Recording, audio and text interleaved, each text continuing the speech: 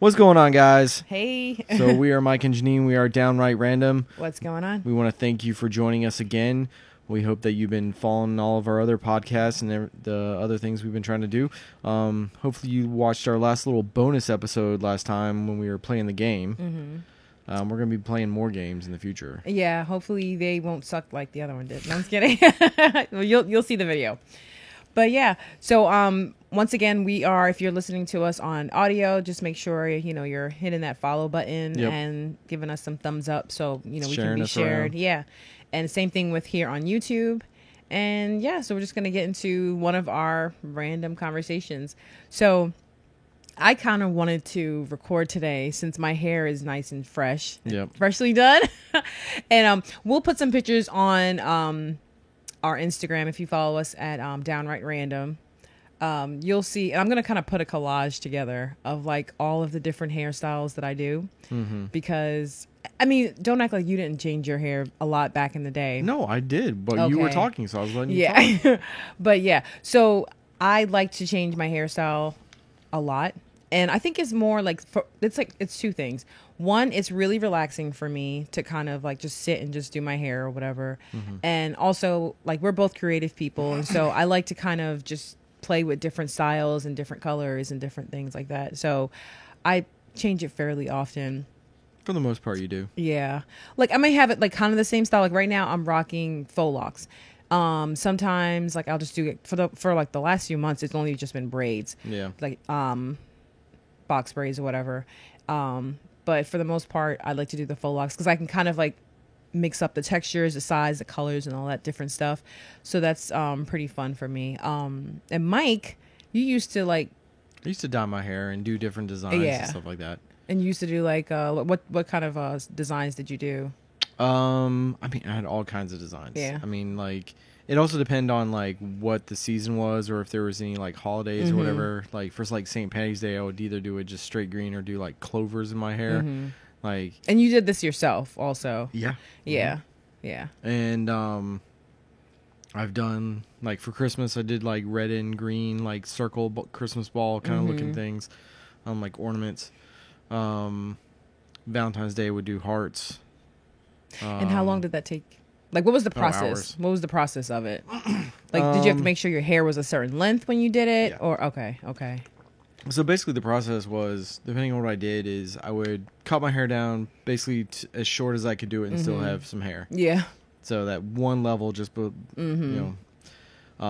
being completely shaved. So, and then what I would do is I would bleach all the hair, like get it a certain kind of... Does that hurt? No. Okay. I mean, it can get warm and tingly, but it doesn't like hurt. Okay. Bleach all the hair, get it to a certain kind of consistency because you didn't want to overdo it because it could damage the hair. But you'd want to get it to a certain consistency, and then you would color it however you want to color it. If you were just doing a straight color, you just straight put color in. Yeah. Doing the designs, I would just take like a Sharpie, just draw the designs on with him, just looking in the mirror and stuff like that, and then painting around the Sharpie and just cover it up. And then some were some pretty intense designs. Yeah. This one time I did flames in my head. I think it took something like 7 hours. Oof. And that's just that's the whole process of the bleaching, the drawing in the shapes, and then... And I used some glow in the dark Manic Panic. Wow. Which was pretty neat. But so yeah, shaved it down, did all the other process, and then I like did half my head yellow and then the other half like red, and in the middle where it blended together it would look orange where it blended. So I'd have yellow, orange, and red, and then I drew in like a flame. And then I took black and then just filled in the rest, so there were flames. That would look a hot mess if I did it. I can't even do a decent stick figure. It was fun. Like, but, I mean, it took me a long time because like every time you do a color, you have to like let it set in there, and then you have to wash out the excess, and then do the next color. Let that set, wash out the excess. So I mean, it takes a long process. It's like so I mean, it took like the color all in once. Right. Yeah. So it took me like 7 hours. To do all of it. Wow. And then I did leopard print. That took me a long time too. Wow. And then that was kind of like the same thing. Just like drew in the things and then just like sponge the different kind of colors in. Which one was your favorite, do you think? I think I really liked the leopard print. The leopard, yeah. I mean, another one I liked was checkerboard. Like it was very tedious, but it looked cool when it was done because it was just black and white checkers all over my head. So did you gradually get, like, did the styles get gradually harder as you went? Like, did you start with something small and then all of a sudden, or did you just, okay, yeah. Yeah, I mean, that's where, like, all the progression to, like, the flames. Yeah. The flames was probably one of my last ones. Okay. That, or, no, actually, probably a checkerboard was my very last one, but the flame was probably the second to last one.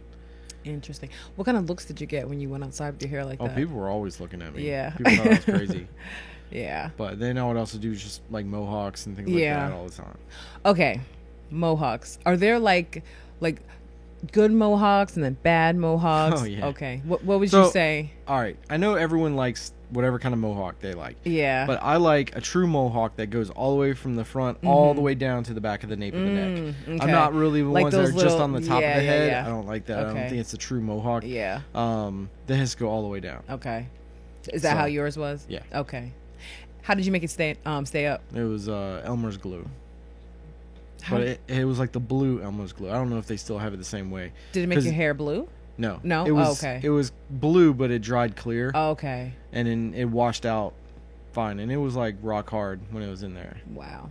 So, the only downside is when I had it really long. Yeah. Because I think the longest I had it was probably about maybe not a true foot, but maybe like 10 inches. Hit stuff and when I get into my truck, I had to like go like this, and I had to drive with my head to the side because it hit the roof. It's like when somebody has like bikes on top of their car and they forget and they go in a garage. So I'd have to like squish down or like drive my head like sideways. Oh, what? Yeah, that's funny. But I got pictures of all of it. Yeah, we'll see if we can find some and then put it on our Instagram. Yeah. So like for me, like okay. If you didn't do it yourself, how much money do you think you would have? Well, the very first time I bleached my hair, like, cause okay, I used to have long hair, like long hair. Yeah. My shoulders, long hair. And my dad wanted me to cut my hair, and my mom was like, whatever about it. Yeah. But I was like, I'm only gonna cut my hair if I can like bleach it. And so, in true Mike fashion, there was a compromise. Yeah. And then, so my mom and I, we went to the hair place, and they cut my hair and bleached it. And I think it was kind of expensive. I don't remember what it was. Yeah. But I think it was like $100 to cut and bleach my hair. That my hair was like this long after I cut it.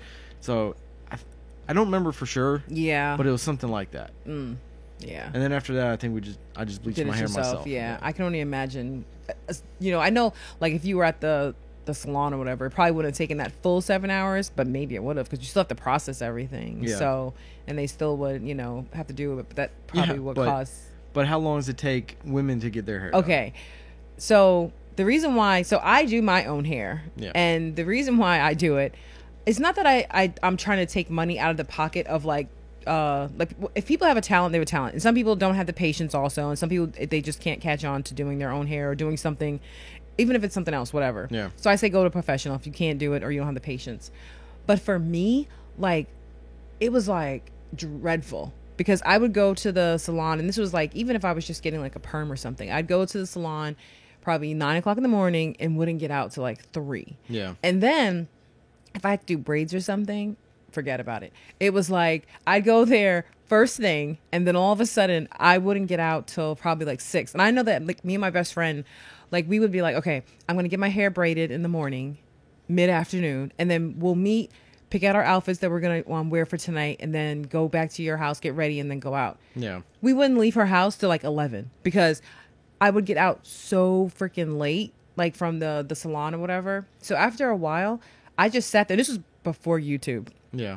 So what I would do was, while one girl was doing my hair, I would kind of like, watch in the mirror or whatever, and also look around at what the other girls were doing and like how they're doing people's hair. And that's kind of how I learned. And I was just like, I can't keep doing like this long, and I can't, and like, you're sitting in there, you're hearing all the conversations, they're talking about this, and it's like, I just couldn't deal with the whole like it's kind of the same thing like you were like barbershops, like it's more of like the social aspect, where I just want to get my hair done, and I don't want to be like a mean person sitting there like, please don't talk to me, just do my hair. But sometimes I don't want to talk, and it's just like so it's like, even though I do like to talk, it's like sometimes I don't want to.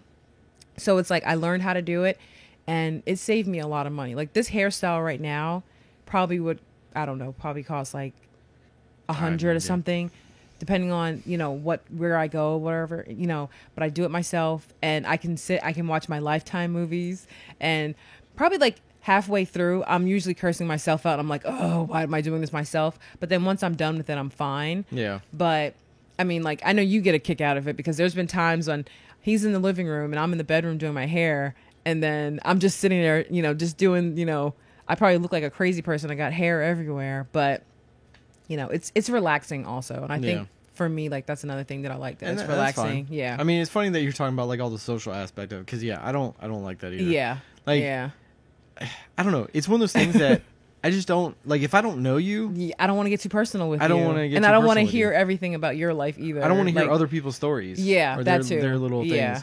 Yeah. Like if I engage with you and ask you your stories, then that's one thing. That's one thing. Yeah. But just like someone getting loud and just talking, and then you're like, what are they talking about? And then you could tell when someone's trying to like bait you into the conversation, like they talk louder or they laugh louder. Okay, so that's the funny thing. Yeah. Is because we've been doing yard sale. Oh. And we're gonna be doing yard sales for a while. Yeah. But like, the people that come to the table, they just start talking their stories and bashing each other. Yeah. And I'm like, what are we supposed to do? it's just They're like just talking down to one another. Yeah. Are we supposed to join in? Are we supposed to join in the banter? Yeah. You are slow. You are old. you do have a messy room. It's like, I just go, yeah, well, yeah. Those two people women that came today, they were roommates or whatever. Yeah. They were like hagging on each other. I'm just like, it's kind of awkward, because like, you know, they have like that banter together, and it's just like, you don't like, wanna, they're allowed to tear each other down, but if we join in, or they're gonna be like, hey you can't talk about, you know. So but people, and you say that happens to you a lot, like when you're online at the grocery store. All the time. like people will just start saying things, and you're just like, why are you sharing so much? Like, it's crazy. But you know what the funny thing about all that is? Uh-huh. We're sitting here sharing I know. our stuff. For real. We're sharing our stories and our things. But people are coming to hear us share. It's not like we're just like in the middle of the store like, hey guys, today I got my hair done. I did it myself. It's like, okay, you get a gold star. But see, for me, at grocery stores and regular stores, it's always got to have a conversation about what I'm buying. Like, so you like pizza? Mm-hmm. Do you not like pizza? Well, why are you asking me about my pizza? Oh, this is on sale this week? I didn't even know it. And they start looking at it. It's like, just put it in the bag. Just get it. It's 2 pizzas for $5. It's over in the frozen food section. Yeah. Or like when you put something and it's like ingredients, and they're like noodles. Yep. Pasta. Meatballs. Somebody's having spaghetti and meatballs tonight. Where's the bread? It's like, just bring it up. I already have the bread. I don't need to buy more bread. For real. And like I said, I worked at a grocery store. I did not do that. Like, if someone like if I was scanning things and someone was like, hey, did you try that? Like, what do you think about this? And I'll say, maybe, you know, but I let them kind of, you know, it's not like hemorrhoid cream goes across and you're like, ooh, you know. Someone's got a problem. Yeah. Let me help and ring you up so you can get this, applied. But it's like, you know, people just want to overshare, though. I've never been one of those guys that has been like awkward about the stuff that's come through my cart, though. Mm-hmm. But maybe that's why guys are so nervous when they have to buy like feminine products like for the wife or the girlfriend, or buy condoms or something. They're like, please don't say anything. Please don't say anything. But so is someone on the? Is it that time of the month for someone? For real. Yeah, it's my time of the month. For real. So, but it's like, it's everybody gets it. That's why it's in the store. If you don't want to get it in the store, then Amazon it. For real, Amazon it. So you don't have to have that awkward exchange or something. But yeah, people always want to like share stories, but I don't know. I've never really been that kind of person where I have to like, start talking and just to share my story. I don't mind people. The thing is that I do like talking to people and finding out about people's lives and different things, but I don't like try to pry or whatever. And there's certain situations for stuff like that. There are certain situations because it's like that's when people just start talking to you, like at least for me, like people just start talking to me and tell me things. I'm like, yeah, because we've been at like and you can tell when someone just wants to tell their story. Like if you're at an estate sale and all of a sudden they're just like, oh yeah, I had this when I was a kid and da-da-da-da, But sometimes it's just kind of like when you're doing the kind of body language, like I'm trying to walk away, but you're like, oh, okay, yeah, okay. It's like read the room, read my, but yeah. So that's another thing. Just the whole social aspect. Like I said, I do like talking to people and doing all that stuff. But sometimes, you know, when someone's doing your hair, you just you know you're gonna be stuck in that seat for 6 hours.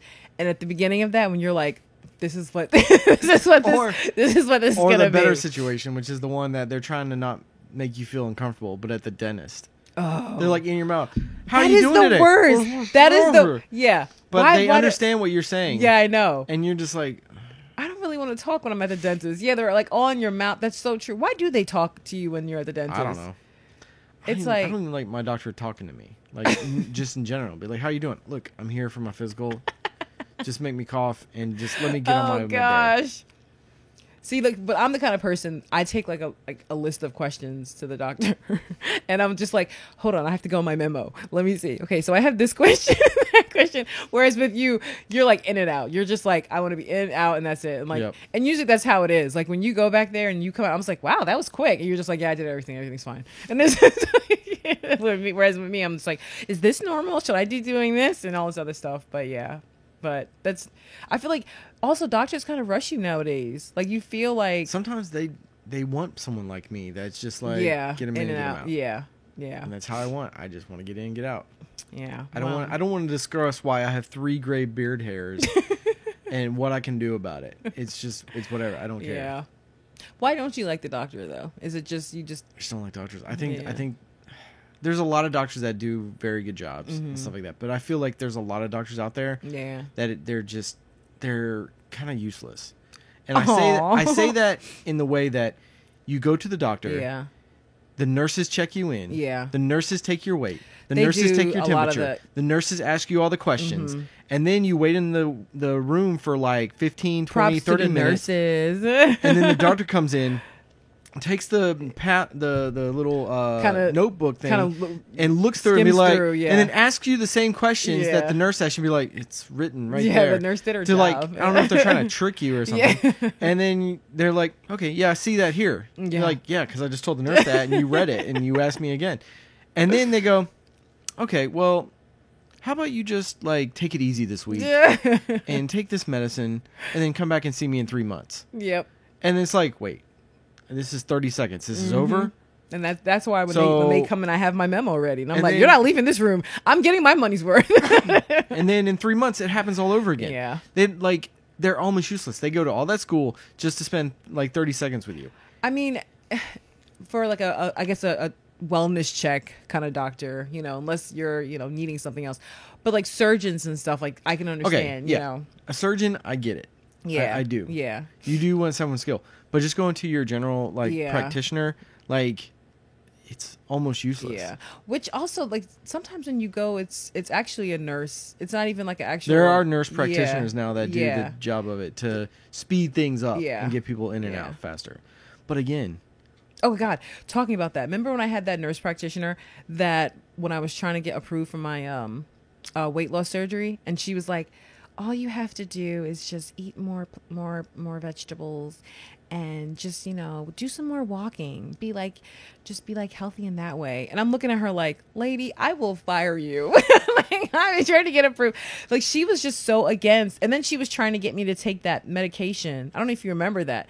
It was like some new medication that was. Yeah. She was and then she actually put the request through. She did put the request after I told her I did not want to take a medication. You didn't want to take it. And then she said, okay. Yep. And then all of a sudden we get a call from the pharmacy saying that the insurance didn't cover it. And we're like, well, we didn't approve it. Yeah. We didn't want it. Yeah. I couldn't believe that. Yeah. That got me so upset. I forgot. Yeah. See, I start talking and I think about stuff and it makes me rage. But yeah. See, and now you're going to hate doctors and all this other stuff just along with me. But yeah, because it was just one of those things where I made my decision and it wasn't an easy decision to make. And then she's trying to talk me out of it and then still trying to sell me on that thing. It was probably because she probably got a kickback from. It's possible. From that medication. Allegedly. I'm just going to say, I'm not saying her name, so, you know, whatever. But I think that's what it was. But that was kind of messed up. Yeah. But whatever. But anyways. Do you remember her name? Hell no. So it doesn't matter. So it doesn't matter. Because I don't remember any of my daughter's I names. don't remember her. No, but it's because we had to change our doctors so often. It's not like back in the day where you had like a family doctor and it's like, oh, I was your grandpa's roommate, and then I delivered your mom, and then I delivered you, and all this other stuff. Which I wish it was still like that, like like small town like doctors, and you all just kind of.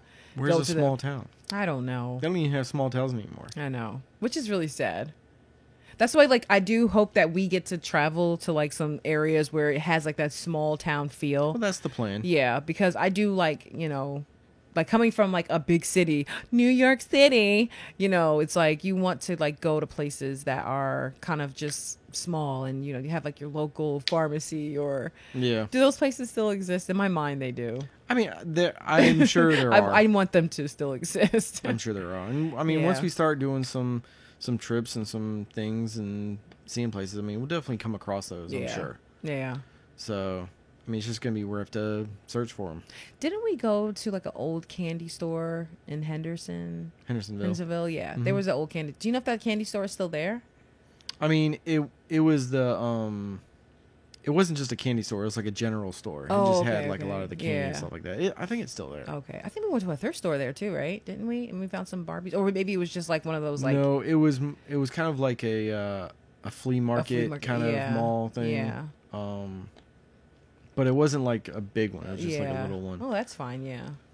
Yeah. I mean, I love flea markets. We both like flea markets and, like, their stores and estate sales. We haven't really been able to go because of everything going on. I know. But... hopefully soon we'll be able to go to another one, but that would be pretty cool. Yeah. But yeah, I remember that old candy store.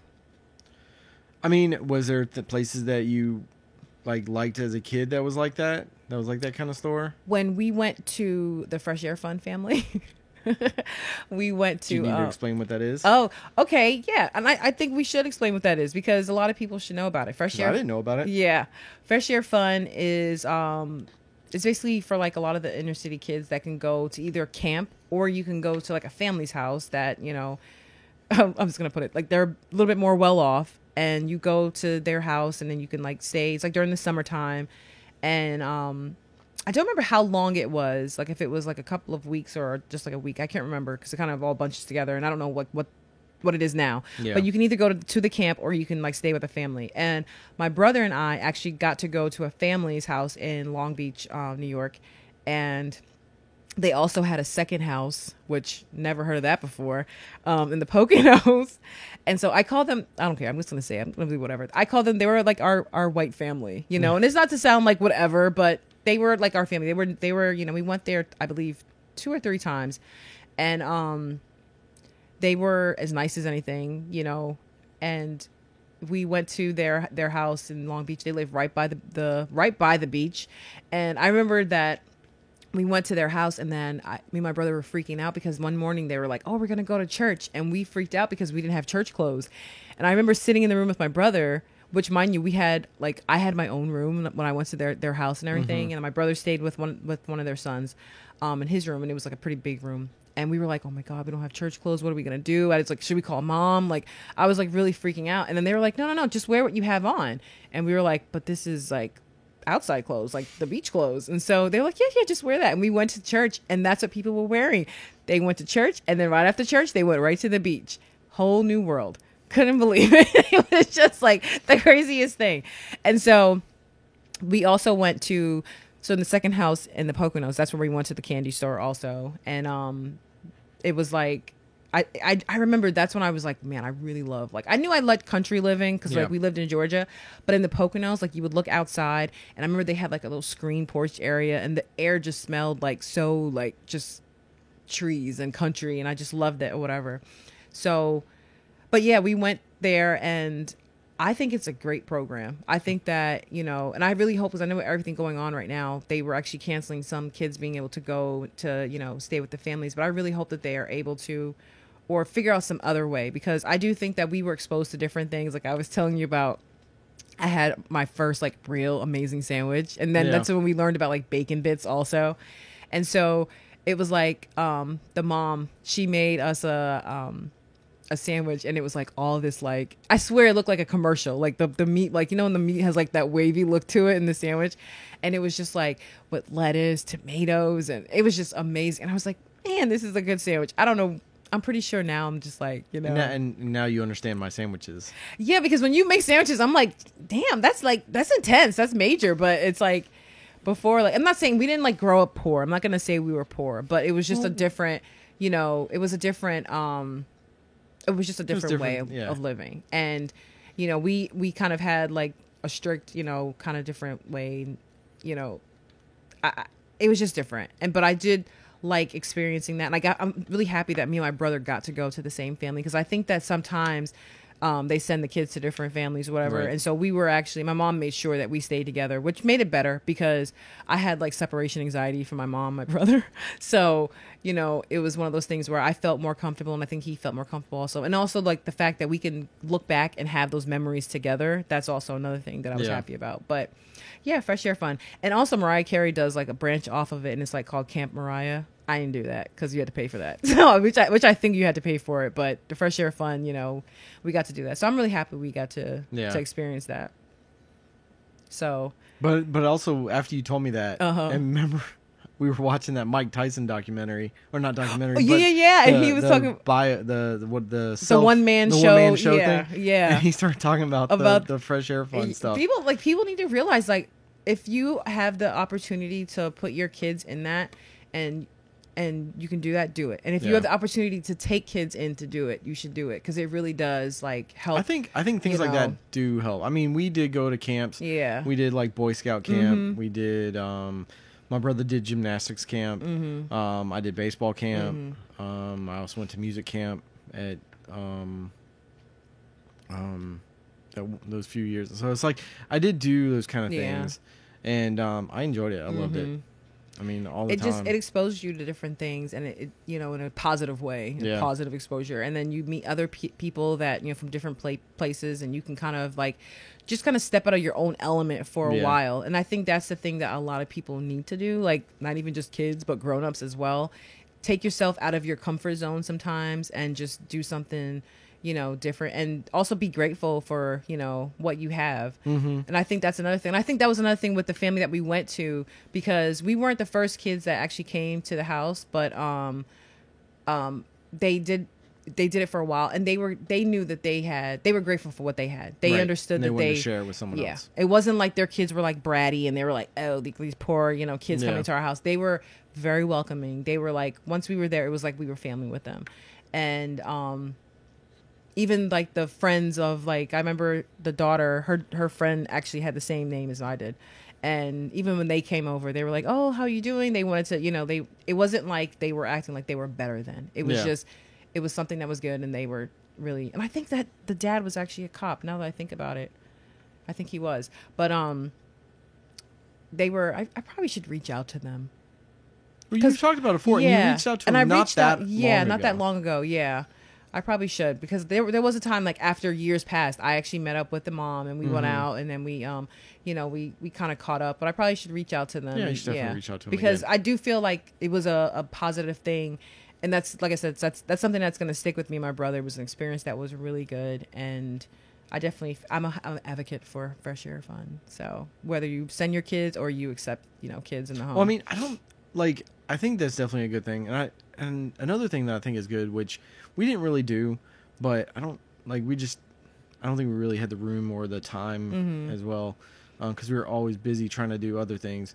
But I do think that sometimes, like the the foreign exchange student stuff, like I think that's always a good program. That's an interesting thing too. Yep. But like, it's just, I don't think they do that anymore. I don't know, actually. Like, I don't. It's something I just don't. I haven't heard people talk about, because before you used to hear about my a lot. foreign exchange sister or brother or friend or something. People would, you know, kind of talk about them. But yeah, I don't know. I don't know if they do that anymore. I don't think they do. Yeah. Or if they do, let us know. But I don't know. I had a pen pal.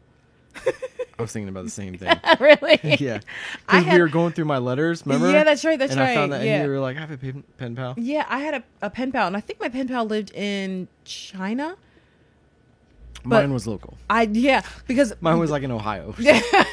Because and it was funny because, like, when the letters came, it had like all the stamps on it, and she would put all the cute little stickers and stuff like that. So I think she was in China, and I think I got that through school. Like, and I think we were able to figure out where we wanted our pen pal to come from. And I probably was like, I want someplace, like I didn't just want like down the street or something, like, But it was pretty cool. I don't even know if like schools do that anymore. Well, probably not, because they don't even teach like handwriting and cursive and stuff in school. That's true. Yeah. Like, times have changed. Yeah. Like, it's crazy to think that some of these kids are not going to understand like what it's right to or what it's like to write a check. Yeah.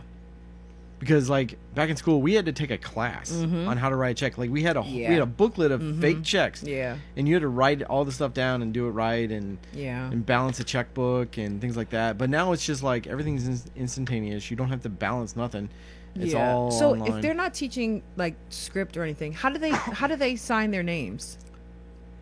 Like on a document. Like how would they do that? They don't know how to sign their name. Yeah. I think if you gave a kid, like, I'm sure it's not every kid. Yeah, because I'm pretty sure But I feel like if you gave a kid, like, something that was in script, they wouldn't know how to read it. Yeah. Whereas with me, once I learned how... I still write in script to this day. Sometimes I don't even know how to not write in script. Like when I'm sending, like, I do, like, Poshmark. And when I do my thank you letters, it's always in script. And sometimes I think to myself... Why do I do? It looks so delicate and just so sophisticated and just such a, I don't know. I feel like script is so beautiful, and like I know it sounds weird, but like I said, I like words. But when I first learned how to like, I was so excited. Okay. So, but think about G. The G was really hard to learn. So was Z. Yeah, because it looked like a Y. Yeah, but it had a little squiggle. And with I it, would do that thing all day long to get it perfect. It was hard as anything. Yeah. But think about though, like back in the day, and like that's how like our founding fathers, like they signed everything in script, and like if you put it in front of me, some of the letters are hard to read. Yeah, because I think some of it's like I think some of it's just like the ink from the pen. That it just would dragging. It would drag and it would like bleed a little bit more. Yeah, but like I can read it. I don't think some people could read it. Yeah, which is sad. It is because like I said, I think I'm not sure if it was on second grade or so that we started writing a script, but everything we had everything those, was script. I was just like, but we had those pieces of paper that had like the lines, thick lines. Yep. So you knew, and then it had like the dotted outlines, and you had to trace it. Yeah. But that was only in the first one, and the rest of the thing you had to do it over and over again. Yeah. And I loved it. I absolutely loved it. I felt like my pen was dancing on the paper. I feel like when it was in script, it's like it's playing like hopscotch and it's jumping. But like when you do script, it's just dancing. It's just swirling and dancing on the paper, and that's just how I was never like I could do it, but I don't think that my scripture looks good. Yeah, like it looks terrible. Yeah. So here's always been my problem. Like you know how they always want you to sign your name, and it needs to be consistent. So like if for some reason some fraud thing comes up and they need to check every one of my signatures are crazy. But you think that, but there's always one or two things that's going to be exactly the same. I think like my G and my T's and stuff are exactly the same. And that's but what like you have my to look M's, for. The M's, your M's my are different. M's are crazy. Sometimes you have it like kind of like rounded or something. Yeah, I've seen that before. Because I forged your signature. So. Oh yeah. No, that's kidding. No, like some of my M's, like I'm just like But like my G's and my T's, I think are the same. My T is usually the same. Unique, I think. Yeah, but it's like when you do like the signature on those like little computer things and like you look at it and you're just like, what the heck did I just write? What's the purpose of us signing that? It's like you have to use your finger. Yeah, and it's like you can't. But holding a pen and using a finger is not going to be the same thing. So it's just like So it's kind of stupid, but there is going to be like a few things. But even still, using. But you say that. But even still, like at the store, when they have the little pen that's connected to the thing, like when you try and do it, there's like this much of a block, and then if you sign out of that block, half your signature is like cut off. Yeah, and you're just like, you ever look at the back of your like your ID, like also that you have that little tiny box in the back of your ID. Yeah, it's like, why is it so small? Yeah. So it's like, I don't know. And then when you write with a pen, it doesn't stay. You have to do it with a Sharpie. And so then you have to do it over, and so then now it looks like you were trying to like fake it. So it's like, why doesn't it right the first time? Yeah, there's probably only like one pen in the world that works, and it's at a dollar store in Nebraska. That's the only place that carries those pens that will write on the back of your ID. It's like, golly. So, but I don't know. But yeah, I do feel bad that I'm like, if you have kids, like, let us know, like, are kids learning that in school? Did you like? Because I feel like even if like they don't teach in school, you probably should just teach your kid though. Like, you know, like it's just let it dance on the paper. Like, seriously. And there's a lot of things that, like, you know, even if it's not like taught, you should probably kind of just, you know, still, because there were things that I got more excited learning about that was not on class curriculum than, you know. Okay, I have a, with what you just said, I have something that may be controversial. And I'm sorry if someone gets offended by this. Scared. But like how you're talking about, like, you should probably teach your kids cursive if they're not learning that in school and stuff like that. But do you think that like, not all parents, but do you think that a lot of parents just don't care what their kids are learning in school? Because, like, it seems, I think with all the craziness of the world, and kids, like, being, you know, not having to go to school and having to be homeschooled, and all these parents are like, I don't know how to homeschool, or don't want to do this, you should just have your teachers help you. Like, do you not care I don't think enough because you feel like your life is so, like... your eyes are twitching because you're annoyed. No, but, like... No, I know. It's just... I don't think it's necessarily not caring. I think it's just putting too much... relying too much on a professional to do something. Like how we were talking about the doctors and the nurses. Right. That's their profession. Like the hairstylist, that's their profession or whatever. So I think it's more of, that's your profession. You're the teacher. You should know the curriculum. You should be teaching them what they need to know. And I think that's just putting the trust in the teachers. I don't really think it's about them not caring. I just think it's like, well, I went to school and this is what they taught me. And so, you know, and that gave me what I needed to know, but not, you know, and I think it's just putting that trust that the teachers are doing their job. And so when they have to do it. But I think for me, I mean, we don't have kids. Yeah. But I feel like if we did had kids, after they'd come home from school, there'd be school part 2. Yeah. And our kids probably would hate us, but it's okay. I would probably be trying to reteach them what they taught in school. We would. So is that is that because you feel like they would be teaching them like an edited version, or I feel like a people, fast-paced kind of, you know. I feel like, I don't know, again, I'm sorry if this is controversial, but I don't know if teachers are teaching what they need to be teaching in school, and then they're not, like, the kids are not getting the correct, like, learning they're supposed to get. I think it depends on the school. I think it depends on, like, a lot. Depends, because here's the thing. There are some teachers that do want to do certain things, but there's a lot of politics to things. And sometimes they censor and they edit the teachers and they tell them what they don't want them to cover in school. Right. And we're not talking from, like, I haven't looked at any kids' syllabus, or, you know, what your curriculum is or whatever, to be like, this is factual. Right. But based on the kind of children that just based on some of the things, it's like, I feel like they are a little bit more. Are you trying to censor yourself? I'm trying to censor myself to not sound like judgmental, because I don't want to sound like I said, I haven't fully seen a curriculum to be like, okay, this should be on it, that should be on it. Right. And then also, we were different kind of learners also. So whereas I did learn some of the, I learned the things that were in school, but at the same time, I was always curious about other things. And there were times when I would go to the library, and it wasn't even for books that were recommended by our school. It was, I walked in the library and I was like, I want to learn about this, I want to learn about that. And if I was confused by something or didn't know about something, I would actually go and seek out that knowledge. Whereas some people, they just learn based on what they're told to learn. Yeah. So, and if some teachers aren't allowed to put certain things on the curriculum, then there's not really much they can do. So, and I feel like it's the responsibility. Like some teachers out there that would be like, and we had teachers that were kind of lazy and that were kind of no, I'm not saying that we didn't, but like, there were teachers that, like, you and I have discussed this before, that were the best teachers. Yeah. And then there were some that it was just like, why did you become a teacher? Like, you didn't really put your heart and soul to it. And I feel like, and that goes for a lot of different things, but I don't, like I said, I would need to actually, like, look at a curriculum and say, okay, where's this and where's that? Should there be continuing education when you get home? Yes, I do. And not even just like book and that's stuff, why I was saying, but like, also like life lessons too. Because I feel like parents are just kind of like whatever. I think a lot of people are just over, like, they're, like you were just saying, like, you know, you guys were doing a lot of things, so you couldn't do like the foreign exchange kids. I think a lot of people are giving themselves to like work and then when they get home they're burnt out and everything, and they're not continuing, because there are a lot of, like, I do feel like there's a lot more kids that are rude. You know, I hear you on that, but I will use my dad as an example. My dad worked all the time. He still works all the time. Yeah.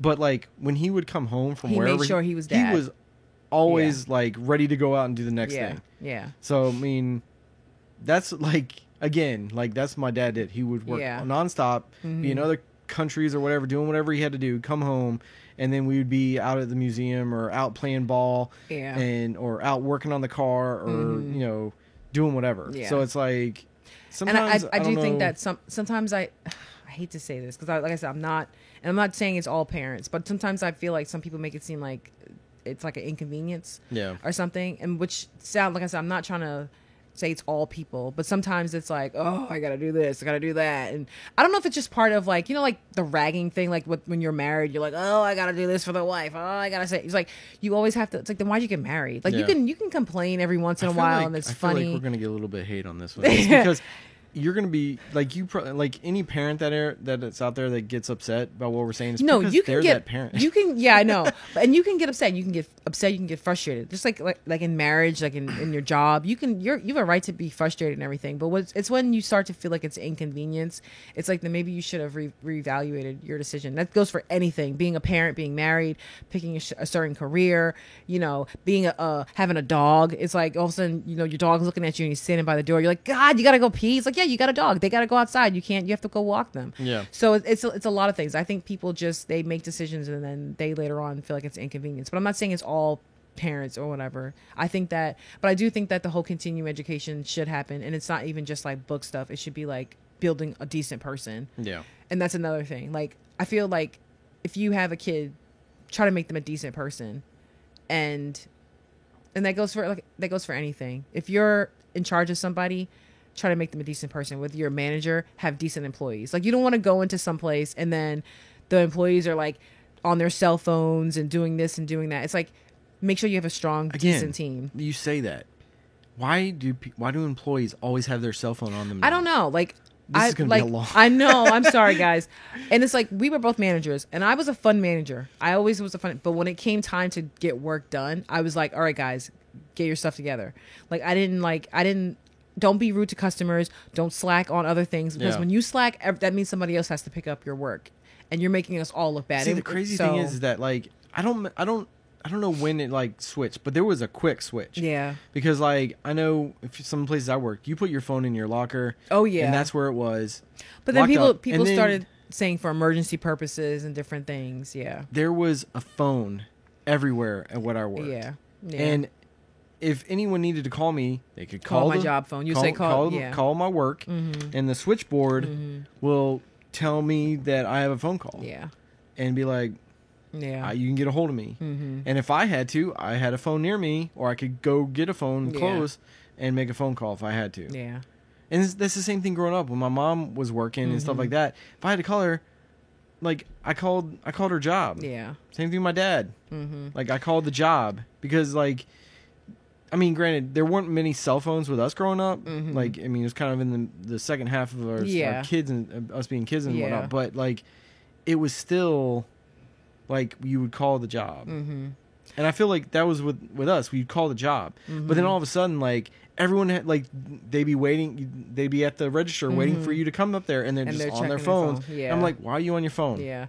See, for me, like, it was like the start. Like, we didn't really have all the social media when I was like a manager and all that stuff. But for me, I would say, if you have to make a phone call, tell somebody else and step aside. Yeah. I don't want to see you on the floor on your phone. You but can. It's not even like making a phone call now. It's just all the social media stuff. Because now that's the problem. Yeah. Now everybody has to feel like they're part of something. They don't want to feel like something happened and they didn't see what it was and all this other stuff. People have this addiction to it. We just didn't have that luxuries, because like we'd get out of work and everyone would be looking at the sky, and be like, "What's going on? What's going on?" Well, why is everyone looking up? What? Did I miss something? And we're like, oh, there was a flock of birds like crazy that just went over us. We'd never seen so many birds. Damn it, I missed it. I wanted to see that many birds. And that's the thing with people now. They have to be a part of something. They can't miss out on things. And it's just like, they can't just focus. See, you know, that's part. I think you're right. I think that's Yeah. part of the problem. Yeah. Is they want to be on everyone else's thing Yeah. instead of making their own experiences. that's the thing also. Because it's like if you miss all those birds, yeah, it's tough like luck. that wasn't your experience. Your right, experience was your out experience is was back supposed there. to Yeah, go do something else. yeah, yeah. Because we then don't you all go have to home, be in tune all the time. Yeah, You go home and you experience something else, good Yeah. or bad. Yeah. And that's your experience. Yeah. But everyone else wants to have everyone else's experience. Interesting. Boom. Well, anyways, we're gonna wrap it up. Yeah, guys. Yeah. Listen, if we offended you, then we did our job. No, I'm just kidding.